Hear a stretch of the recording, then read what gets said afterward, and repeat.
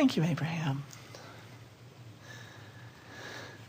There's a lot of really wonderful things going on in my life. And I'm Speak so a little grateful. more boldly into the microphone. I mean, I can't just whisper and pretend I'm sort of here, but not in front of a crowd.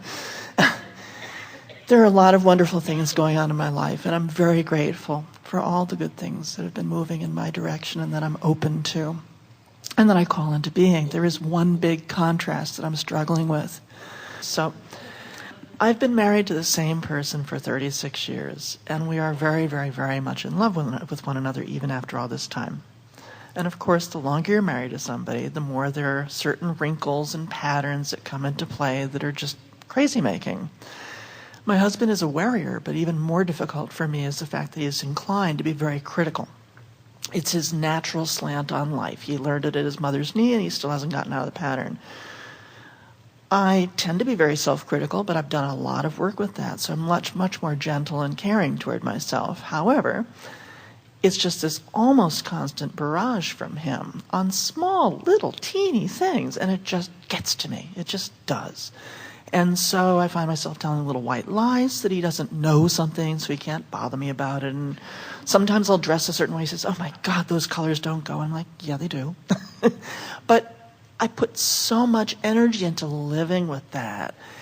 And I understand about getting into the vortex, but I don't know how to hold that place in the face of that kind of energy. And at the same time, I don't want not to live with him. It's interesting to listen to you, because think about what we just talked about the cells of your body. Yeah. And hear yourself speaking almost as one of those cells who says, it would be ever so much easier for me to find alignment if I can control the conditions around me. Yeah. And we just want to say to you, you can't, so give it up. Right. You can't control the uncontrollable. You're not going to give him a personality makeover. You said several things that were so interesting, as you're saying, and of course, in other words, you have all of these things that you've come to expect, and yet you're giving him credit for the way he is interacting with you, even though he has trained you, or you have allowed yourself to be trained into expectations that do not please you. So how do I get out of that? By stepping back from all of it far enough to acknowledge that there's too many moving parts to try to control, and by announcing to yourself mostly, but to the universe at large, that you're no longer going to try to control those uncontrollable moving parts. You're going to accept that you have two choices. You have a nitpicking, critical partner in life, and you can be annoyed by it, or you have a nitpicking, critical partner in life, and you can be amused by it. I do try that.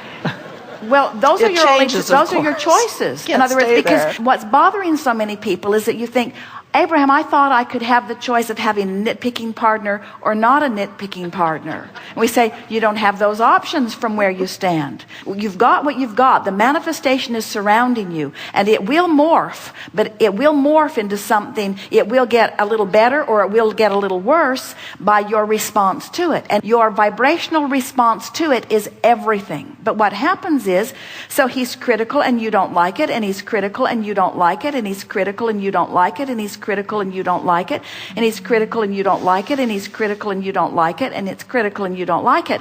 But that's not the whole story. The whole story is he's critical and you don't like it, so you ask for something else. And then he's critical and you still don't like it, so you ask for something else. And then he's critical and you still don't like it, and so you ask for something else. So the whole story is his critical nature is causing an evolution in you that you are not taking because of his critical nature. Yeah, just in other words, contrast. the rascal is causing you to expand, but he's also what you're using as your excuse not to take your expansion. So how do I get the expansion? I know, but I keep forgetting.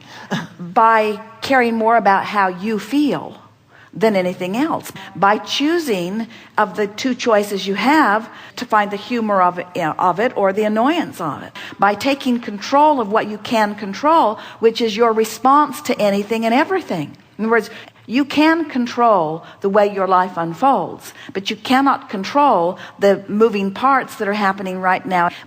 Oh, now we're on to something. So let's state this in a new and powerful way. Oh, we want you to like this as much as we do. Consider with us the now reality, which includes a nitpicking husband. Consider with us the vibrational reality, which includes a vastly improved husband. There, both of these realities are. If you spend your time looking at the now reality, your vibration's going to match it. And it's going to keep you from ever moving to the other. If you spend your time imagining or contemplating what you've put into the vibrational reality, your vibration's going to match it. In other words, you got to decide which reality you're a cooperative component to. Most humans have all but lost complete sight of the main event, which is the vibrational reality, which is the precursor of everything, which is where the larger part of you stands. And you're giving almost your undivided attention to this now reality. And we want to say, in ways that you can hear, is that this now reality does not mean diddly squat. In other words, all it ever meant to be was a bouncing off place for this. So where do we want you to be? What's this limbo that Abraham's got lined up for you? In other words, here's this vibrational reality which hasn't manifested, and here's this reality which isn't serving you now. It already did serve you. In other words, it served you. It's put it over here. So where are you? You're in the zone of life. You're in the life of life. If you can hold yourself in this vibrational state between the reality that's already manifested and the vibrational reality that hasn't, if you can ride that stream of expectation and possibilities, that's where your lighthearted upliftedness is. In other words, you could go home today with hope in your heart of an improved mate, or you can go home today with an expectation of a nitpicking mate. But here's the thing that we really want you to hear. We're not talking about the outcome that you want to talk about. We're talking about what it does to you here and now before you get home. We're talking about the opportunity to connect with the fullness of all of your power, or the opportunity to resist all of your power. Reaching for the thoughts that allow the alignment is what allows cellular functioning. It's what allows mental acuity. It's what allows the dexterity and flexibility you're seeking. It's what allows the cleverness and wit. It's what allows the good timing. It's what allows being in a conversation and knowing exactly what to say. It's what allows entrance into traffic. It's what allows good judgment as you make decisions to do one thing or another. In other words, there are just endless benefits to this alignment, and no advantages to disallowing it. You see, we adore a nitpicking mate because how else are you going to learn to focus? In other words, if you've got a mate that is so compliant and so lovely and so willing to just stand on his head in every possible way, who trains you into lackadaisical thinking because you don't have to think with this mate. In other words, this mate does all the work. This mate is not necessary for you ever to tune yourself into who you are, because all you got to do is just observe this mate and you're just right there. And many of you say, take me to him and take me to him now. And we say, you don't want that. You want the opportunity to think. You want the opportunity to choose. You want the opportunity to create. You do not want a placid, non-contrasting anything. This contrast serves you, whether it's contrast in your mate or contrast in the food on your plate right now, pick around it. Or whether it's contrast in your body or contrast in your world or contrast in your government or contrast. Contrast equals freedom, because contrast equals choices. But you got to decide to choose. When you literally and ultimately and completely give up any need to control any behavior of any other, and you give your undivided attention to controlling something that you have absolute control over, whether it's humorous or irritating, you've got that control. Now you're free to go anywhere.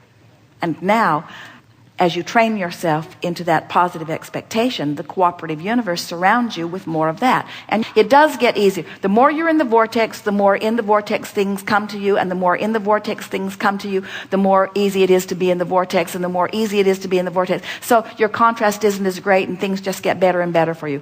Everything that we're teaching you is to guide you in the direction of the vortex, because we want your world to get better and better and better and better and better for you. But we know these things to always be true. No matter how good your world becomes or is, you're going to keep asking for it to be better. It's just the nature of evolution, you see.